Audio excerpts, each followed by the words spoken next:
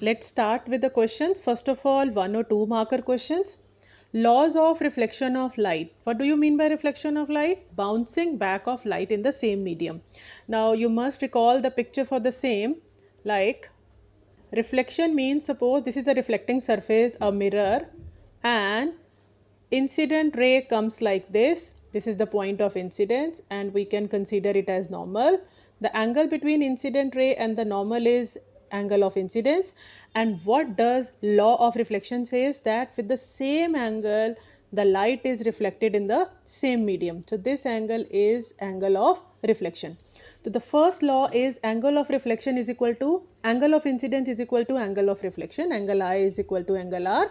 And the second is incident ray, normal and reflected ray all lie in same plane.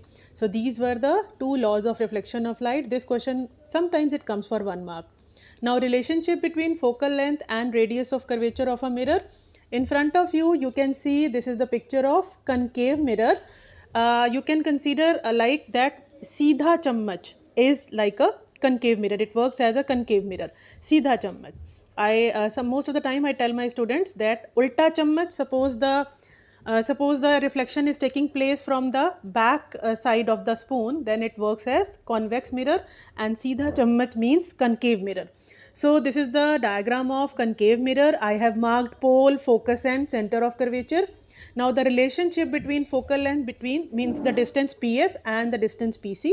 So PF is the focal length and PC from pole to center of curvature is radius of curvature, and radius of curvature is double of focal length. We will also discuss numerical based on these formulae.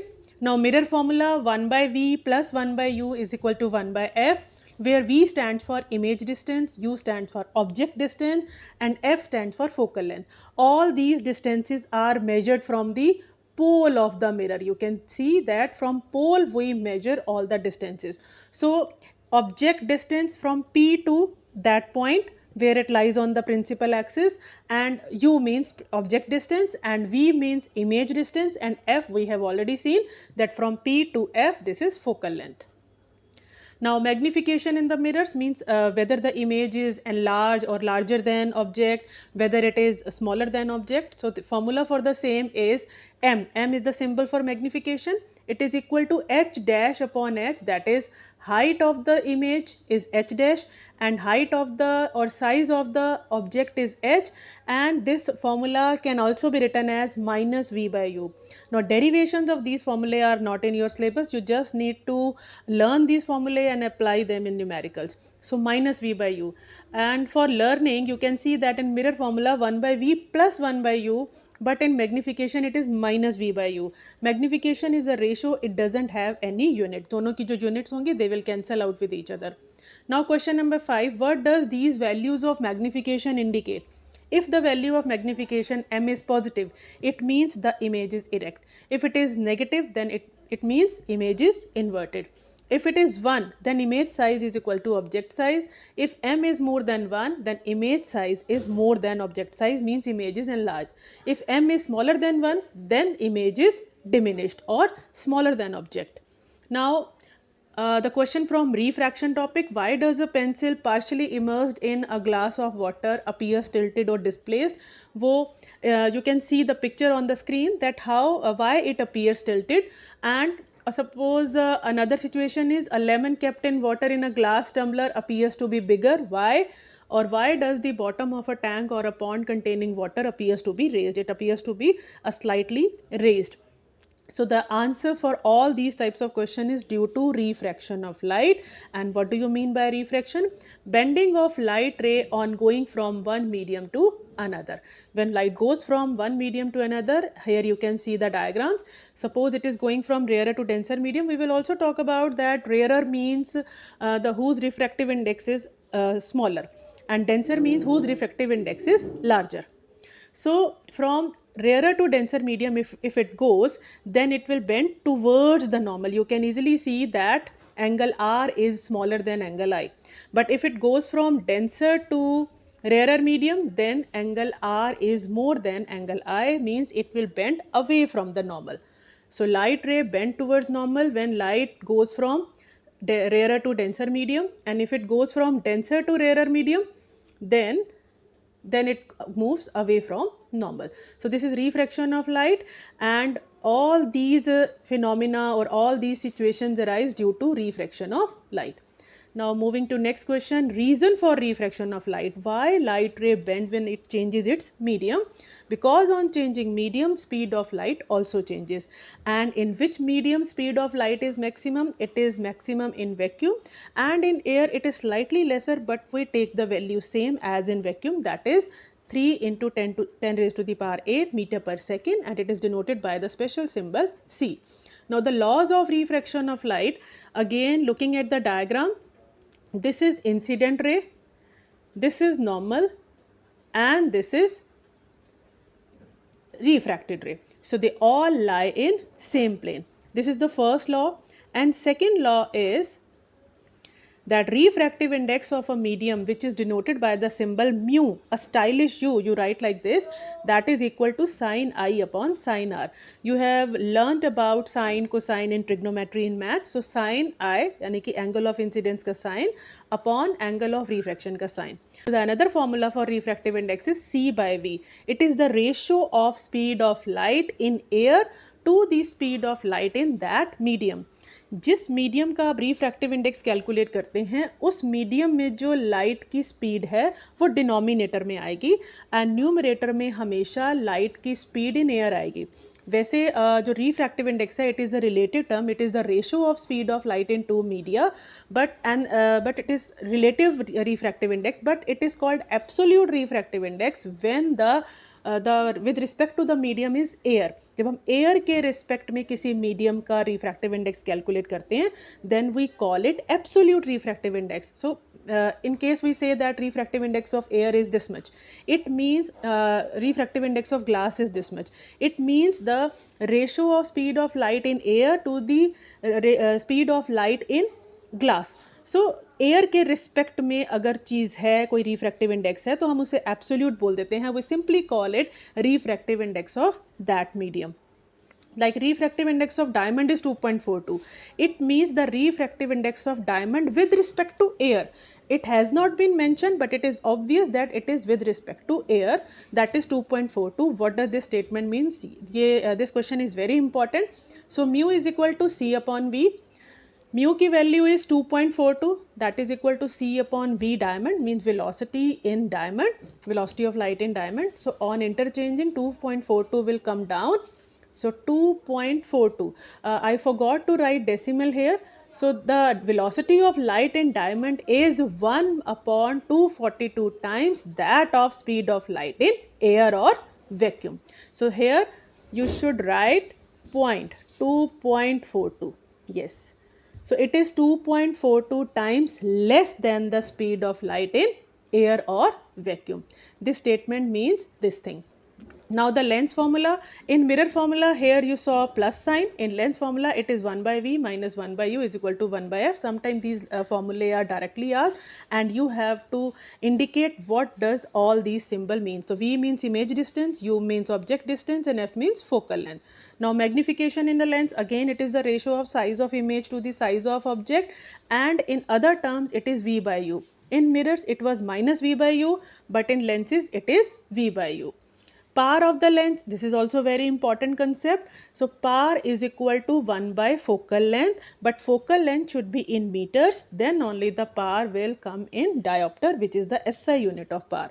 Sometimes you are also asked define 1 unit of power. If focal length is 1 meter, focal length of a lens is 1 meter, then power of the lens is 1 diopter.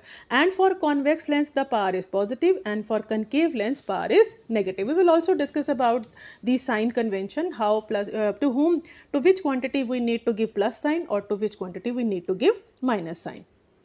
Next question is splitting of white light is called dispersion. White light consists of 7 colors, and they are in the form of VIBGYOR. They are VIBGYOR: violet, indigo, blue, green, yellow, orange, red. And when dispersion takes place naturally, then that is called rainbow. The natural spectrum is rainbow. Sometimes this question is asked in this indirect way. Device for getting spectrum in laboratory, that is prism. So it was first used by Isaac Newton. If two prisms are kept adjacent to each other, will these 7 colors be split more? क्या ये 7 colors first prism से बाहर आते हैं, then the white light gets split into 7 colors. But in case we keep second prism, as you can see in the diagram or in the picture, will these 7 colors will be split more? No. No more colors कि 7 के बाद और splitting नहीं होगी. This thing Isaac Newton also tried. But if we place another prism in in inverted position ahead of an erect prism, then from the second prism again white light will emerge. A beam of white light emerged from the other side of second prism. This was the observation. So this thing indicates that sunlight is made up of 7 colors. First it got split into 7 colors after coming out from first prism, and when we keep second prism in inverted position, again these colors join to form white light. Now what is the reason for dispersion? So every color in white light, all the 7 colors, they have different wavelength. Red color has maximum wavelength, that's why it bends least. Violet has minimum wavelength, so it bends most. Reason for the twinkling of stars or reason for the advanced sunrise or delayed sunset mean the sun before rising or before coming above the horizon, we can see it 2 minutes before, and we are able to see it even after 2 minutes from the actual sunset. And what is the reason for apparent position of stars? Why do the objects appear to wavered or flickered when they seen through the stream of hot air? Now from this diagram you can see that this is the actual position of star, but when the light enters atmosphere, it refraction of light takes place. It bends from its direction, from its path, and the light which enters our eyes, according to that we see this position of star. So this is the apparent position and this is the actual position. So this is the simple diagram which you must draw in case you are asked this question, what is the reason for apparent position of stars or what is the reason for twinkling of stars, for 2 marks. If you are asked this question for 1 mark, then only due to atmospheric refraction this line is sufficient. Now what is Tyndall effect? The path of light becomes visible when passed through a colloidal solution. This concept you have already learned in class 9. What is the reason for Tyndall effect? Scattering of light, because Tyndall effect also takes place in atmosphere due to the scattering of light. Now how does the color of light scattered depend upon the size of particles? So if the size of particles is small, then shorter wavelength, that is blue color of white light, will be scattered more. If the size is big, then longer wavelength color, that is red color, will be scattered more. And if the size of particles are very big, then all the colors will be scattered equally and white light will be seen. Why is the color of danger signal red? From this topic, from this scattering of light, many questions may be asked. Many reasoning questions are usually asked for 1 or 2 marks. Why is the color of danger signal red? Because red color is scattered least in fog or smoke, so visible from a distance. It is visible from a distance. That's why it can work well as a danger signal. Why is the color of sky blue? Because fine particles are more in the atmosphere, so they scatter. Fine particles means small size particles, so they will scatter shorter wavelength color, that is blue. Now color of sky black at height. Why the astronaut, sky to them appear as dark or black? Because scattering is not prominent at high altitudes. Why clouds appear white? Due to the equal scattering of all colors. Now you must have understood, if the size of particle is small, then shorter wavelength color, that is blue, will be scattered. If the size of particle is large, then longer wavelength color, that is red, will be scattered. If all the colors are scattered equally, then white light. If no color is scattered, then black light or black appearance. Now why do planets not twinkle? The stars twinkle due to atmospheric refraction. So this thing also happens with the light rays coming from planet, but they don't appear to twinkle. Why? Because they are comparatively near to Earth, first of all. Second reason is they are the collection of many point sources of light, because they are bigger in size or they are nearer to us. That's why they appear bigger. So they are considered as many point sources of light. So the refraction effect from all these point sources, the light rays coming from these point sources, will cancel out each other. That's why planets don't appear to twinkle. Now these questions are coming from lesson number 12, that is electricity. Charge on one electron is 1.6 into 10 to the power minus 19 coulomb. C is the symbol for charge, is the unit of charge, and with minus sign because electrons are negatively charged particles. Now certain physical quantities are you can see on your screen. First of all, electric current, symbol is I, formula is charge upon time, because whenever the charges are in motion, we say that electric current is flowing. So rate of movement of charge, that's why Q by T. Q is the symbol for charge and T is the symbol for time. So I is equal to Q by T. Now unit for electric current is ampere. The symbol for this is A. Measuring instrument ammeter, and ammeter is always connected in series. Now potential difference, that is V, symbol is V, formula is W by Q. We will discuss about these definitions.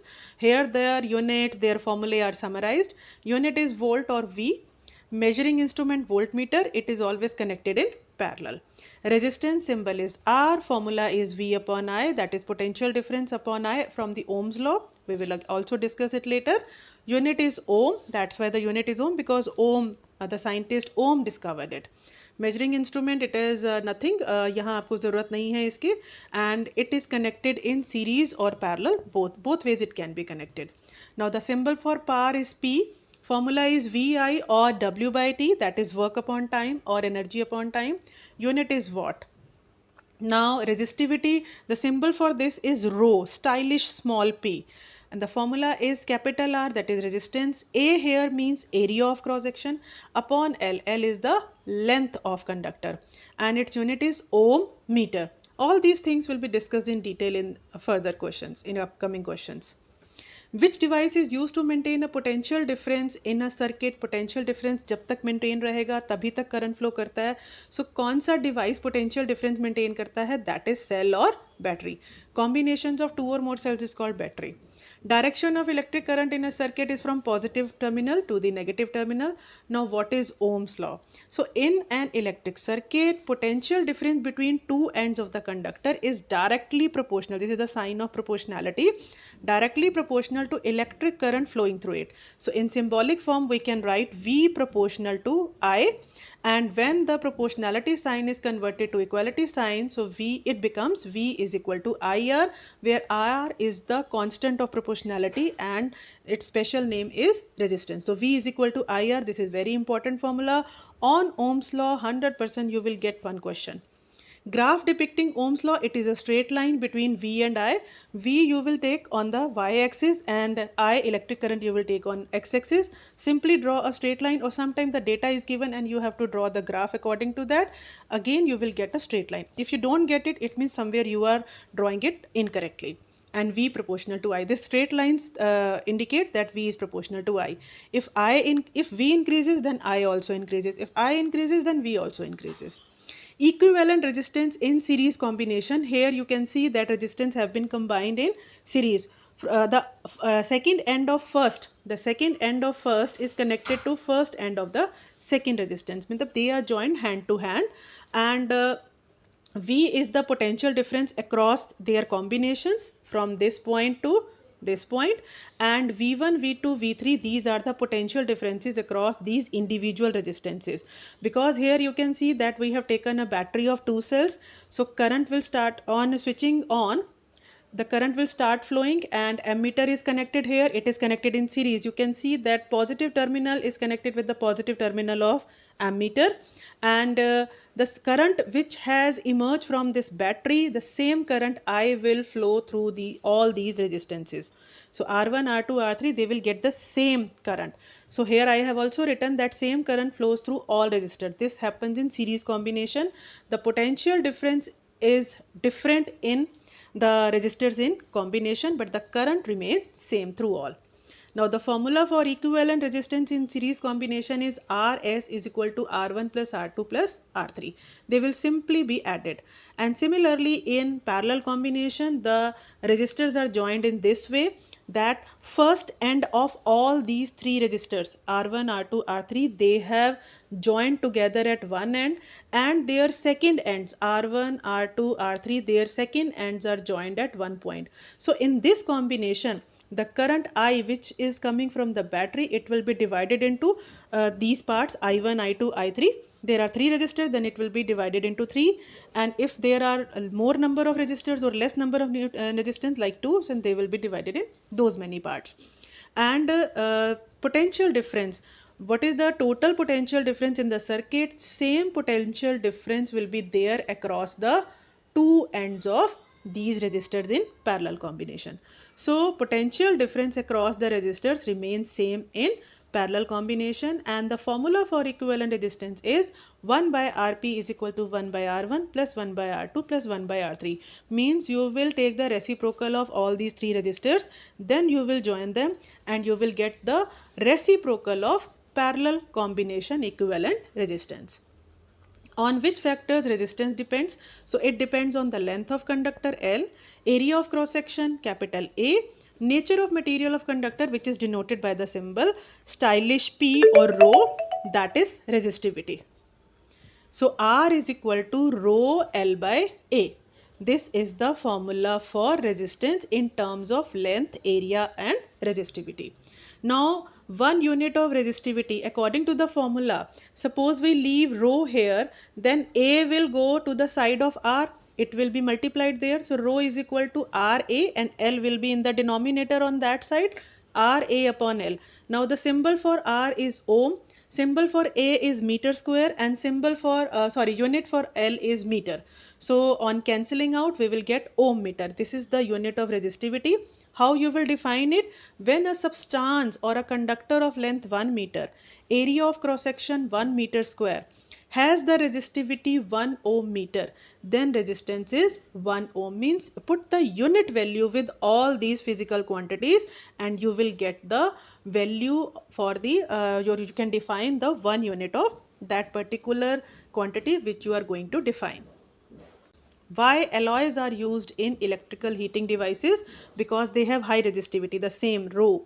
Yes, if the resistivity high, it means resistance will be high and more heat will be produced. Fine. So resistivity high means resistance high and more heat will be produced, and in that devices heat is desired. We want electrical energy to convert into heat energy.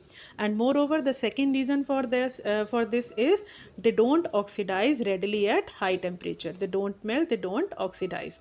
Why copper and aluminium are used for electrical transmission? So due to low resistivity, low resistance, and it means more current. Because from the Ohm's law, R and I are inversely proportional. If resistance is more, then current will be less.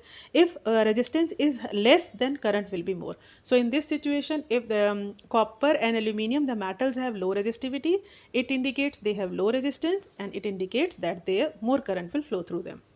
Name the metal used for making filament of electric bulb, and that is tungsten. Why it is used? Again, it has high melting point, it doesn't oxidize even at high temperature, and the second reason is high resistance produces more heat and that heat will be converted to light energy. That's why it will give a glowing effect. It won't melt, the heat energy will be converted to light energy.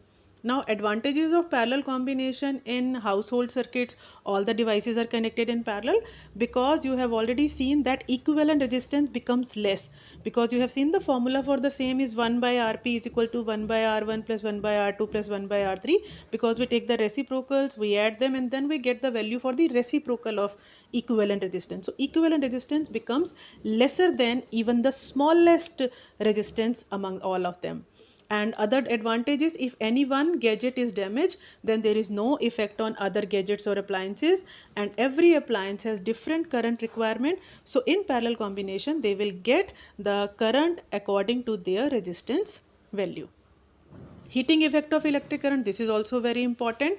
When electric current flows through an electric circuit, electrical energy is wasted in the form of heat energy due to resistance, because every material in this nature has resistance. Some have low resistance, that's why they are called conductor. Some have high resistance, they are called insulators. So due to the resistance, due to that opposition, electrical energy is always wasted in the heat energy. In metals or good conductor, less amount of electrical energy is wasted at heat energy. But if we take alloys or the insulators, there more electrical energy is wasted as heat energy, and in heating devices that heat energy is desired. We have already discussed that. So heat is always produced. Whatever be the amount, heat will always be produced. This is the heating effect of electric current. And James Joule gave the law of heating. According to that, the formula is heat energy is equal to I square RT, where I denotes for electric current, R for resistance, and T for time. So H is directly proportional to I square, square of the current flowing through it. Heat is directly proportional to resistance. Heat is directly proportional to time for which the electric current is flowing. If we double the amount of electric current, then heat energy produced will be double of the previous amount. If we double the resistance amount, then heat energy will be simply doubled. If we increase the time of the flow of electric current, heat energy will be doubled, because there is a single value of R and T, but in I you are seeing square. Now power का जो formula है, power is what, rate of consumption of electrical energy, at which speed, at which rate the electrical energy is being consumed in a particular device. So that consists of power of that device, that is energy or work upon time. So if we take time to the other side, so energy, work, or if we consider that energy, electrical energy is converted into heat energy, or here it is assumed that electrical energy is completely converted to heat energy, then it is equal to power into T. So from here H is equal to P into T. H is equal to VIT because power is equal to VI, and from Ohm's law V is equal to IR. So if we put IR in place of V, we will get the formula I square RT. So next question is, where is this heating effect of electric current desired? So in heater, geyser, electric iron, these heating devices, we have already learned that we use alloys which have high resistivity. High resistivity means more resistance, and from this formula more resistance means more heat is produced. Now what is the energy conversion in electric bulb? So electrical energy is first converted to heat energy, but we take tungsten as the filament which has high melting point, it doesn't oxidize. So heat energy, it goes on accumulating heat, and heat is converted finally to light energy and it starts glowing. Now define 1 unit of electric power. We have already discussed the formula that power is equal to energy upon time, and in case the energy is VIT, because from this formula V is equal to W by Q, so I is Q upon T. So we can write VI is as VIT in place of work or energy. So T and T will be cancelled out and power is VI. From this formula P is equal to VI, we will be defining the SI unit of electric power, that is 1 watt. So when the electric power is 1 watt, when 1 ampere current flows through a device operated at 1 volt potential difference, then power consumed by the device is 1 watt, and the bigger unit for electric power is 1 kilowatt. So most of the time you are asked to define 1 unit of a particular physical quantity, like 1 unit of power or 1 unit of energy. So these type of questions you are usually asked. Commercial unit of electrical energy, and how is it related to it? SI unit. So commercial unit of electrical energy is 1 kilowatt hour. 1 kilowatt hour means 1 kilowatt into 1 hour.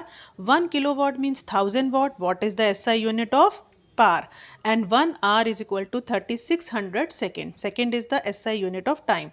So on multiplying these values, we will get 3.6 10 to the power 6 watt second, and watt second is equal to joule. So 1 kilowatt hour is equal to 3.6 10 to the power 6 joule. 1 kilowatt hour is the commercial unit, the units you get in your electricity bill. Sometimes it is written that this month 200 units have been consumed. It means 200 kilowatt hour has been consumed, and it is equal to 3.6 10 to the power 6 joule. That is the SI unit. Sometimes this relation is directly asked for 1 mark. Now properties of magnet, lesson 13 has been started. Always a magnet has two poles, north and south. If we break the magnet into two pieces, then opposite poles automatically develop. Like poles repel each other, unlike poles attract each other. These are very simple properties, and whenever we freely suspend a magnet, they point in north-south direction. And if you want to go in the detail of these concepts like lenses, power, formula, magnets and magnetic effects, so you can watch my videos, the detailed videos about these concepts, about these chapters on my channel. Now the properties of magnetic field line, this is also very important question. I have drawn a bar magnet, north and south pole have been marked. So these magnetic field lines are closed curves. Outside the magnet, they emerge from north pole and they merge at south pole. They enter from south pole. And inside the magnet, their direction is south to north. That's why they are closed. North pole पर they are closed and concentrated. That's why the magnetic field is strong at poles. Last property is very important. They don't intersect, because if they intersect at any point, it means at that point that magnetic field has two directions, which is not at all possible. So their intersection means two directions of magnetic field, which is not feasible. Who discovered magnetic effect of electric current? The scientist what? H.C. Oersted. Magnetic effect of electric current means whenever the current flows through a conductor, a magnetic field is produced around it. It starts behaving as a magnet as long as current is flowing through it. Maxwell's right hand thumb rule, very important. This rule is uh, used to get the direction of magnetic field lines around a conductor, around a current flowing wire. So on holding a current carrying straight conductor or a conductor in right hand, suppose we hold the conductor in our right hand and the thumb is indicating the direction of current. In that situation, the direction in which the fingers curl, they indicate the direction of magnetic field lines. Suppose the current is flowing in the direction of thumbs, in this situation in the upward direction, then the fingers are getting curled or closed in the, you can see this direction, this is anti-clockwise direction. If the current is flowing downward direction, then the fingers are getting curled or closed in किस direction में हो रही है? That is clockwise direction. Yes, this clockwise. So if the current in downward direction, then clockwise direction होगी magnetic field lines की, और अगर current की डायरेक्शन अपवर्ड है तो एंटी क्लॉकवाइज होगी. So the direction in which fingers wrap, they indicate the direction of magnetic field lines. Magnetic field lines around a straight conductor, they are in the form of concentric circles. You can easily see in the diagram. And strength of magnetic field is inversely proportional to the distance from the conductor. As the distance from conductor goes on increasing, the strength of magnetic field will go on decreasing. And these magnetic field lines will getting far apart. Now magnetic field lines due to a current through a circular loop. So here you can see in the diagram that they are in the form of concentric circle. Concentric means they have same center, radii are different. Circles become larger on moving away from the wire. As the distance from wire increases, circles, they are getting their radii are getting larger. At the center of the circular loop, big circles appear as straight lines. Here you can see कि circles जो हैं वो straight line की तरह लगते हैं, and this is the diagram for the same. Very simple diagram, you can easily draw it. But mainly magnetic field due to current in the solenoid. This question is mainly asked, and this is very important. Magnetic field lines are like that in a bar magnet, as we have already discussed the properties of magnetic field lines in a bar magnet. So they are also appearing in the same way. Outside, their direction is north to south and curved, but inside the direction is south to north, and they are in the form of parallel lines. But solenoid means like a telephone wire. You can see जो पहले हाँ landline phone चलते थे या spiral binding में आपने देखा होगा, इस तरह से कर्व्ड जब हम वायर को ले लेते हैं, और जितने ज़्यादा टर्न्स होंगे उतना ही मैग्नेटिक फील्ड स्ट्रांग होगा, क्योंकि उतना ही करंट ज़्यादा फ्लो करेगा, उतना मतलब हर लूप से जो है वो मैग्नेटिक फील्ड प्रोड्यूस होगा. तो जितने ज़्यादा टर्न्स होंगे, जितने ज़्यादा लूप्स होंगे, उतना मैग्नेटिक फील्ड स्ट्रांग होगा. और ये तभी होगा जब स्विच ऑन होगा, जब करंट फ्लो करना शुरू करेगा. Only in that situation that loop और that solenoid will behave as magnet. जैसे ही स्विच ऑफ करेंगे, मैग्नेटिज्म वैनिश हो जाएगा. That's the next question is differentiate between electromagnet. Electromagnet only electricity के flow पर ही magnet बनते हैं. That's why their magnetism is temporary. And permanent magnet ये naturally मिलते हैं, ये permanent है. Strength change की जा सकती है because number of turns बढ़ा दें, high voltage की बैटरी लगा दें तो करंट की स्ट्रेंथ बढ़ जाएगी. In the same way magnet की स्ट्रेंथ भी बढ़ जाएगी, बट परमानेंट मैग्नेट्स की स्ट्रेंथ फिक्स होती है. Polarity, if we change the direction of current, कि पॉजिटिव की जगह नेगेटिव लगा दें, नेगेटिव की जगह पॉजिटिव लगा दें, सो करंट की डायरेक्शन चेंज हो जाएगी, तो मैग्नेटिक फील्ड की डायरेक्शन भी चेंज हो जाएगी. तो पोलैरिटी कैन बी चेंज, जहाँ नॉर्थ था वहाँ अब साउथ हो जाएगा. बट परमानेंट मैग्नेट्स में जो नॉर्थ एंड साउथ पोल्स हैं वो फिक्स रहते हैं. डिग्री ऑफ स्ट्रेंथ वही सेम बात है कि डिग्री को ज़्यादा होती है ज़्यादातर इलेक्ट्रोमैग्नेट में, बिकॉज हम हाई वोल्टेज की बैटरी लगाते हैं, नंबर ऑफ लूप्स बहुत ज़्यादा ले लेते हैं, तो स्ट्रॉन्ग मैग्नेट प्रोड्यूस किया जा सकता है. जबकि जो परमानेंट मैग्नेट्स हैं उनकी स्ट्रेंथ फिक्स होती है, उन्हें इंक्रीज डिक्रीज नहीं किया जा सकता. What is electric motor and where it is used? So electric motor is a device which converts electrical energy to mechanical energy. When we switch on, the current starts flowing and the blades start rotating. So mechanical energy किस form में produce होती है? Rotational kinetic energy, and it is used in fans, refrigerator, washing machines, MP3 players, और जो हमारे यहाँ पर booster pumps होते हैं, सबमर्सिबल्स वगैरह लगाए जाते हैं जो पानी ड्रॉ करने के लिए, यूजुअली हम उसे ही मोटर बोल देते हैं, बट उस तरह की मोटर्स कई और डिवाइसेस में यूज़ होती है.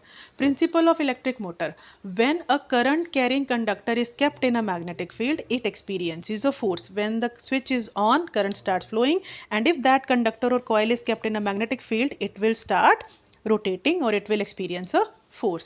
Now the direction of force is indicated by using Fleming's left hand rule.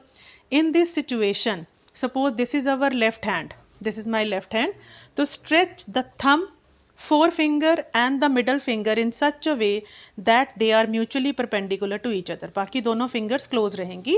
So इन्हें इस तरह से stretch करना है बिल्कुल tightly कि ये एक दूसरे के साथ 90 डिग्री का एंगल बनाएं. They are mutually perpendicular to each other. So in this situation, if the first finger indicates the direction of magnetic field, middle finger indicates the direction of current, electric current, then thumb will point in the direction of force. First finger field, middle finger current, and your central finger CC, central finger current, first finger FF field, then thumb is in the direction of motion. It will indicate the direction of force. तो यहाँ पर जो definition है, जो इसकी statement है rule की, बहुत सिंपल है, बट आपने एक चीज़ का ध्यान रखना है कि thumb will point in the direction of force और मोशन, ये लास्ट में आएगा. First finger points, second finger और central finger points, but thumb will point. This thing must keep in mind.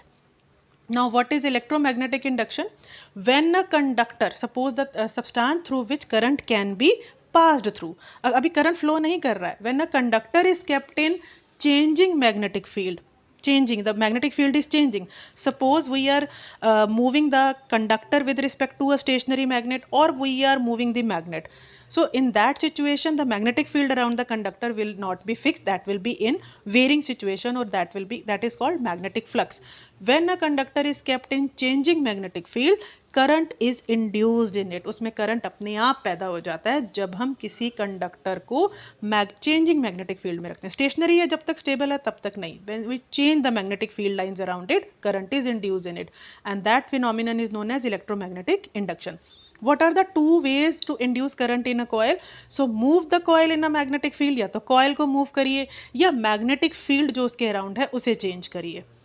Galvanometer is an instrument which can detect the presence of current in a circuit. जब ये current induce होता है तो how do we come to know?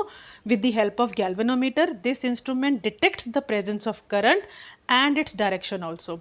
Now the next question, here is a coil and it is not connected to battery or switch because we are already not supplying current to it. We will induce current in it. We will try to induce the current in it. It is connected to galvanometer and a bar magnet has been taken and the direction is indicating that the magnet is brought towards the coil. It is moved towards the coil. What will you observe?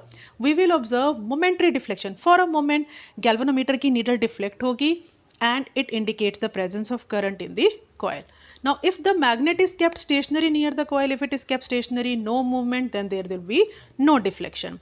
But if the magnet is taken away from the coil, now the direction of movement is reversed. In that situation, again the needle of galvanometer will deflect, but it will deflect in opposite direction because the direction of movement is changed, so the direction of current will also change.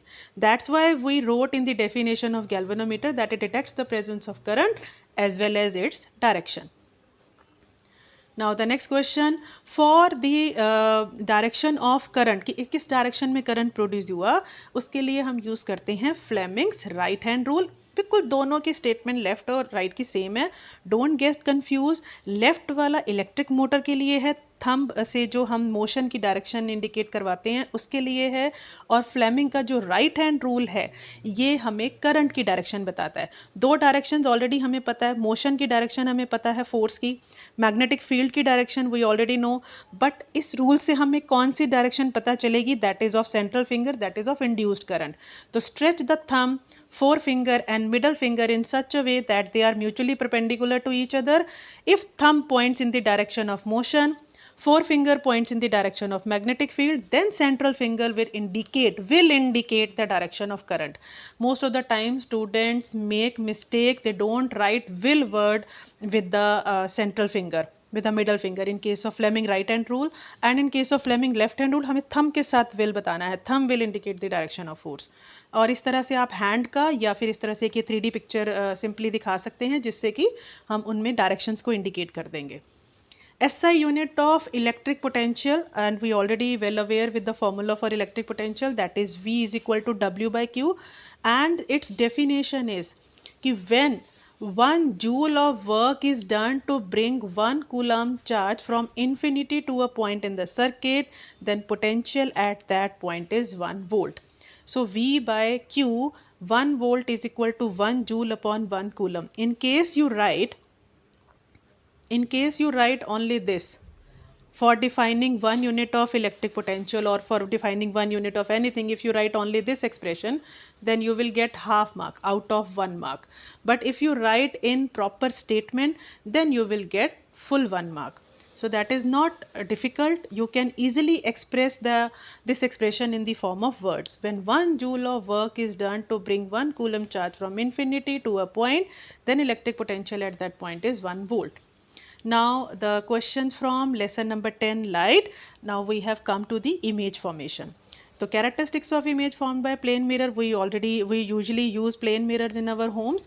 The image is same sized, erect, virtual means it cannot be obtained on screen and it is behind the mirror. At the same distance as the object in front of mirror, the image is behind the mirror, laterally inverted. Your left side appears right and right side appears left. Now the numericals and the 3 marker question, but the first numerical it comes for 1 mark. Again the relationship between radius of curvature and focal length. If radius of curvature is, sorry, not center, here the word should be center, radius of curvature, not center. Radius of curvature is 200 centimeter, then focal length will be 100 centimeter, because radius of curvature is double that of focal length. So you must write the formula also. Don't write like, if it comes for MCQs, then tick the right option, but if it comes for subjective question, write the formula and do it properly. If the lens has power minus 4d, then what will be its focal length and what will be the nature of lens? So power is equal to minus 4d, power is the reciprocal of focal length, so 1 by f is equal to minus 4d, so f will become minus 1 by 4d. D is in the denominator, so when it comes in numerator, the focal length will come in meters, and multiplying by 100 converts meter to centimeter. So minus 25 centimeter, and focal length or power minus किसकी होती है? concave lens की. Refractive index of 3 media A, B, C are 1.3, 1.5, 1.4. In which medium speed of light is maximum and in which it is minimum? So according to the formula, mu is equal to C by V. Now there is inverse relationship between mu, that is refractive index, and velocity of light in that medium. So if mu is more, V will be less. If mu is less, V will be more. So mu किसका ज़्यादा है? सबसे ज़्यादा 1.5, that is B, तो उसमें velocity least होगी, and 1.3 among these 3 medium, A का refractive index सबसे कम है, so यहाँ पर velocity maximum होगी. Now what are the 3 special rays used for the image formation in mirrors or lenses? So concave mirror is known as converging mirror. Again वही सीधा चम्मच से आप याद कर सकते हैं, इसे इजीली मेमोराइज कर सकते हैं. ये जो हम हेयर लाइक स्ट्रक्चर दिखाते हैं, ये जो दिखाए हुए हैं, ये दीज आर द पेंट और polish on a piece of glass, जो कर्व्ड पीस है जिससे मिरर बनाया है, और रिफ्लेक्शन कहाँ से हो रहा है? फ्रंट साइड, दैट इज सीधा चम्मच से. सो जो रे प्रिंसिपल एक्सिस के पैरेलल है, after reflection from the mirror it will pass through focus. So incident ray parallel to principal axis, it will pass through focus. If it is coming through focus, now you can see that here I show you like this. Yes, the first ray is parallel to principal axis.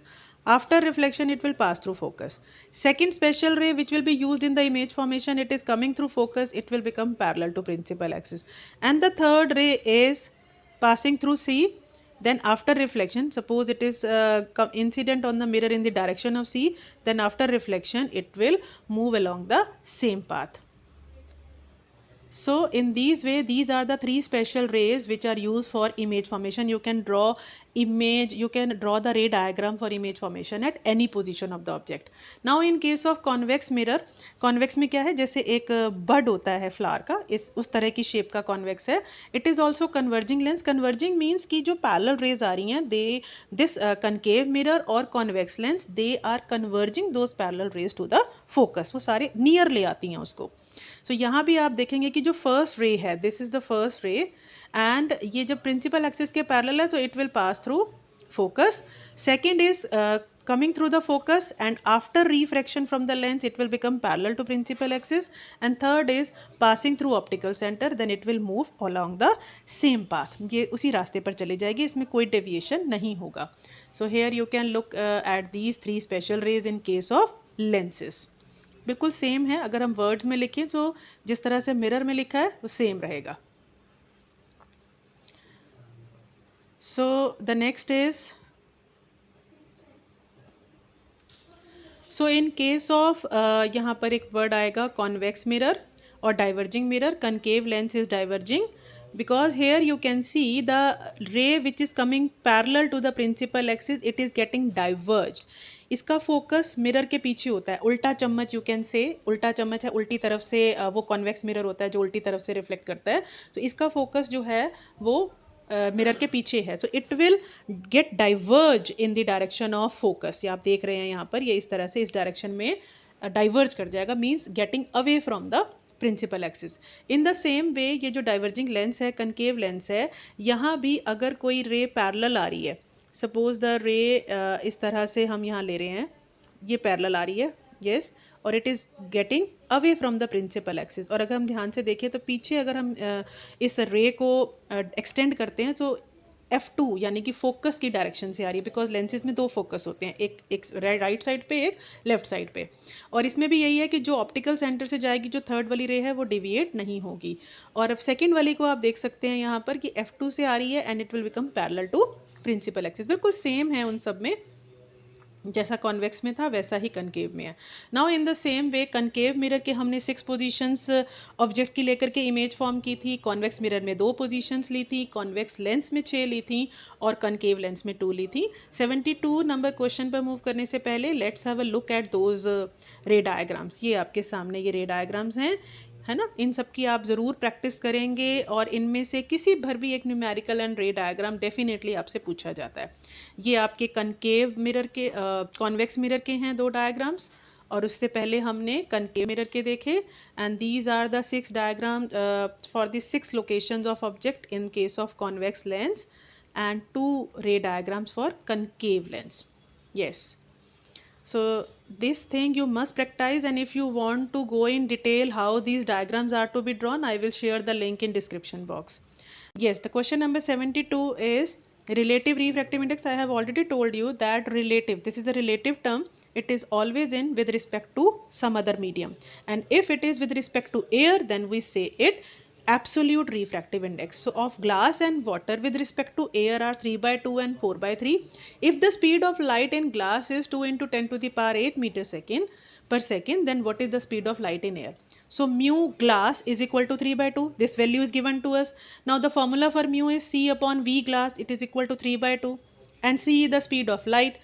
So we will take V glass to the other side and 3/2 will come to this side. So it will become 3/2 multiplied by C. So the value of C will come out to be 3 into 10 to the power 8 meter per second. If you already know this value, then you can directly put this value in the other formula, that is refractive index of water, which is equal to 4/3. Now on putting the value of C, that is 3 into 10 to the power 8, it will be multiplied by 3/4, because 4/3 जब उस तरफ जाएगा तो वो 3/4 हो जाएगा. So V water, that is speed of light in water, it comes out to be 9/4 into 10 to the power 8, that is 2.25 into 10 to the power 8 meter per second. Now question number, after these ray diagrams, this we have already talked about, and the main thing depends on your practice. Question number 73. An object is at a distance of 15 centimeter from a convex lens of focal length 30 centimeter. What will be the position, size, nature of image formed by this length? Sometimes ray diagrams are not asked. If this question comes for 2 marks or 3 marks, and if the ray diagram is asked, usually it comes for 5 marks, but it will be in parts. But even if the ray diagram is not asked, you must draw it, whether you draw it roughly. So first of all, we will deduce what values are given in the question. Object is at a distance of 15 centimeter. So u is equal to 15. U is always minus, because जो हम यहाँ पर directions लेते हैं वो incident ray से, suppose you are measuring the object distance, like in this case. So we are, I just show you why we have taken it minus. So every distance is being calculated from this optical center. So on calculating from O to B, we are moving in the direction opposite to incident ray. So this distance we will take as with minus sign, because on measuring this distance we are moving in the direction opposite to the direction of incident ray. Fine. Now this is the image. We will also learn how this image has been formed, but on measuring this image distance we are moving in the direction opposite to incident ray. So v की value भी minus में आएगी.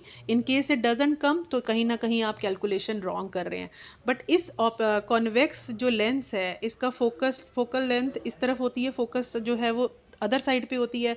अगर आप O से वो F को measure करेंगे, so you are going in the direction of incident ray. So in that situation F is positive. That's why convex lens की फोकल लेंथ पॉजिटिव रहती है. ये कंसेप्ट एक बार आपको क्लियर हो गया कि इंसिडेंट रे से ऑपोजिट जाना है तो माइनस, और उसकी डायरेक्शन में जाएंगे तो पॉजिटिव. सो फिर आपको ये प्लस किसकी होती है माइनस किसकी होती है, ये कभी कन्फ्यूजन नहीं होगा. Now these values and v हमें कैलकुलेट करना है, h भी कैलकुलेट करना है. h dash that is the image height. यहाँ पर हमें ऑब्जेक्ट की हाइट नहीं दी हुई तो हम मैग्निफिकेशन का दूसरा वाला फॉर्मूला लगाएंगे. Now the lens formula is 1/f is equal to 1/v minus 1/u. f की जगह पे आप 30 की वैल्यू पुट करेंगे, u की प्लेस पे -15. सो इस तरह से कैलकुलेट जब हम करते जाएंगे तो v वी विल गेट -30. ये देखिए -30, ये आना ही माइनस है बिकॉज इसको भी कैलकुलेट करते समय हम इंसिडेंट रे से, ये इंसिडेंट रे है और ये फोकल लेंथ को इमेज के डिस्टेंस को मेजर कर रहे हैं तो ये माइनस आएगा क्योंकि दोनों की डायरेक्शन ऑपोजिट है. Now for the nature of image we need to calculate m का अदर फॉर्मूला है v/u. In case of lens it is v/u. v की वैल्यू -30, u की वैल्यू -15. On cancelling out we get 2. अब यहाँ m की वैल्यू पॉजिटिव आ रही है, it means image is erect, और m की वैल्यू मोर देन 1 आ रही है, it means image is enlarge. So here you can see in the diagram कि एक वही जो 3 स्पेशल रेज हमने पढ़ी हैं उसमें से कोई भी 2 रेज को यूज़ करेंगे, you will get the image. तो फर्स्ट ऑफ ऑल यहाँ पर यस, अगर ये ऑब्जेक्ट हमने लिया 15 सेंटीमीटर पे, फाइन, तो यहाँ से एक इंसिडेंट रे गई पैरेलल टू प्रिंसिपल एक्सिस, तो ये आफ्टर रिफ्रैक्शन ये फोकस की लाइन से चली जाएगी. नाउ दूसरी वाली जो है ये ऑप्टिकल सेंटर से जाएगी और ये इसी रास्ते पर आगे मूव कर जाएगी विदाउट डेविएशन. बट ये दोनों का जो डिस्टेंस है वो आपस में डाइवर्ज हो रहा है, दूर जा रहे हैं. सो हमारी आइज़ को ऐसा लगेगा कि ये कहीं यहाँ पीछे से आ रहे हैं. ये आपका लास्ट वाला 6th वाला केस है स्पेशल वाला. सो ये हमारी इमेज बनेगी बिहाइंड, पीछे बनेगी. ये वर्चुअल है एंड इट्स का डिस्टेंस जो है वो 30 आएगा जिसे हम माइनस लेंगे. एंड इस तरह से ये देख रहे हो आप कि ये एनलार्ज भी है, इरेक्ट भी है और वर्चुअल भी है. सो दैट जो इमेज के कैरेक्टरिस्टिक्स आपसे पूछे गए हैं वो इरेक्ट है, एनलार्ज है और वर्चुअल है. इन the same way question number 74 ये हमने मिरर से लिया है. An object of size 7 centimetre is kept at a distance of 27 centimetre from a concave mirror of focal length 13 centimetre. यहाँ पर अब जो डेटा दिया हुआ है डेफिनेटली आपसे नेचर ऑफ इमेज पूछी जाएगी, साइज पूछा जाएगा, रे डायग्राम आपको बनाने के लिए बोला जाएगा. तो सबसे पहले h इज +7. यहाँ पर हमें हाइट ऑफ ऑब्जेक्ट दिया हुआ है. ऑब्जेक्ट हम हमेशा सीधा रखते हैं, दैट्स वाई इरेक्ट चीज़ों के लिए प्लस साइन आता है. u की वैल्यू यहाँ पर -27 है, u की वैल्यू 27 है. माइनस क्यों लेंगे, बिकॉज ऑब्जेक्ट का डिस्टेंस हमेशा माइनस होता है. बिकॉज जब भी हम उसे मिरर से कैलकुलेट करते हैं उसका डिस्टेंस या लेंस से करते हैं, we always go opposite to incident ray. Incident ray इस तरह से जा रही है तो हम ऑपोजिट जाते हैं. यहाँ भी आप देख सकते हैं कि ये इंसिडेंट रे अगर हम इधर लेफ्ट साइड में जा रहे हैं तो P से अगर हम B को मेजर करेंगे, that is the object distance u, तो वो ऑपोजिट डायरेक्शन है इंसिडेंट रे से, दैट्स वाई माइनस। और इसकी फोकल लेंथ जो है वो माइनस होती है कनकेव मिरर की, बिकॉज यहाँ भी आप देखिए इंसिडेंट रे अगर हम लेफ्ट जा रहे हैं, सो P से F अगर मेजर करेंगे तो हम इंसिडेंट रे के ऑपोजिट जा रहे हैं, तो इसकी वैल्यू के साथ माइनस साइन आएगा, V question mark H dash question mark. अब मिरर फॉर्मूला में 1/f is equal to 1/v plus 1/u। अब v की वैल्यू हमें अननोन है, u की जगह -27, f के प्लेस पे -18। ये साइज जब ये अपनी साइड चेंज करेगा तो 1/v इस तरह से आप कैलकुलेट करेंगे, एलसीएम लेंगे एंड मैथ्स का जैसे कैलकुलेशन करते हैं, सो यू विल गेट -1/54। तो v रेसिप्रोकल हो जाएगा दोनों साइड पे, v इज -54। अब यही चीज़ हम h डैश बाय h है मैग्नीफिकेशन का फॉर्मूला, दूसरा फॉर्मूला है -v/u, सो -54, v की जगह पे -54 करेंगे, एक v फॉर्मूले में है और एक जो v की एक्चुअल वैल्यू है, तो माइनस माइनस ये प्लस हो जाएगा और नीचे -27 है u की वैल्यू, तो ये आपके पास h डैश आएगा -14, यानी कि अब माइनस साइन क्या इंडिकेट कर रहा है कि जो इमेज है वो इन्वर्टेड है, और 14 जबकि ऑब्जेक्ट का साइज 7 था, यानी ये डबल एंड लार्ज बनेगा। So here you can see इस तरह से हमारा यहाँ पर ये आया है कि ये इंसिडेंट रे यहाँ से गई, फोकस से पास हो जाएगी जो प्रिंसिपल एक्सिस के है, देन फोकस से आएगी तो आफ्टर रिफ्लेक्शन ये पैरेलल हो जाएगी, ये दोनों रेज जो हैं यहाँ पर आकर के इंटरसेक्ट करेंगी और ये हमारा ऑब्जेक्ट इमेज बन जाएगी। फाइन, सो आप देख रहे हैं कि ये ऑब्जेक्ट से डबल साइज की है और इन्वर्टेड है। सो इस तरह से न्यूमेरिकल्स की प्रैक्टिस करिए। अगर आपको पूरा न्यूमेरिकल सॉल्व करना टफ लगता है, डिफिकल्ट लगता है, तो आप एटलीस्ट उसमें से डेटा निकाल सकते हैं, फॉर्मूला लिख सकते हैं। अगेन यू विल, मतलब अगर आप ऐसा भी कर पाते हैं, साइन को ठीक ले लेते हैं, फॉर्मूला लिखते हैं, तो you will get 1 mark for that. Now the last question, explain the formation of rainbow with the help of diagram. बहुत इंपॉर्टेंट क्वेश्चन है, बहुत ईजी करके लिखा है मैंने कि सन की रे जो रेन ड्रॉप जो एक्ट करते हैं प्रिज्म की तरह, तो सबसे पहले जो उसने लाइट की रे ने अपना मीडियम चेंज किया तो रिफ्रैक्शन होगा, फर्स्ट केस में रिफ्रैक्शन है, सेकेंड में भी फिर रिफ्रैक्शन के साथ साथ टोटल इंटरनल रिफ्लेक्शन होगा, बिकॉज अभी रेन ड्रॉप के अंदर ही है, बाहर नहीं निकली है, मीडियम चेंज नहीं किया है, तो टोटल इंटरनल रिफ्लेक्शन इसे कहते हैं। और यहाँ पर जो थर्ड चीज़ होगी वो है कि जब वो रेन ड्रॉप से बाहर एयर में आएगी तब उसका दोबारा से रिफ्रैक्शन होगा और साथ ही साथ डिस्पर्शन होगा। So rain drops act as prism, first refraction of light ray on entering the rain drop, second total internal reflection of refracted ray, जो रिफ्रैक्ट हुई थी रे उसका टोटल इंटरनल रिफ्लेक्शन हो जाएगा रेन ड्रॉप के अंदर, अगेन रिफ्रैक्शन लास्ट में, ये जो सिचुएशन है, तो यहाँ पर भी again refraction and dispersion of light ray on coming out of the rain drop. तो इस तरह से ये 7 कलर्स में स्प्लिट हो जाएगी, ये स्पेक्ट्रम बन जाएगा। एंड रेड की वेवलेंथ सबसे ज़्यादा है, ये सबसे कम बेंड होगा, और वॉयलेट की वेवलेंथ सबसे कम है, इसलिए सबसे ज़्यादा बेंड होगा। So this was all about important questions of physics. I hope ये यहाँ पर आपका अच्छे से क्विक रिवीजन हो जाएगा और आप बहुत ईजिली इन सब चीज़ों को समझ गए होंगे। बहुत शॉर्ट करके, बहुत सिंप्लीफाई करके आंसर्स को लिखा गया है। So I think this video is going to be useful for you all. So now you people are ready with the summarized notes of full syllabus in Hindi and English medium both. I have completed those videos and shared with you all. And in my upcoming videos, I will be sharing common mistakes which many students commit while writing the exams. And on the much demand of many students, I will also be sharing how to write answers to long questions. And you can directly message me for any doubt or query on Instagram.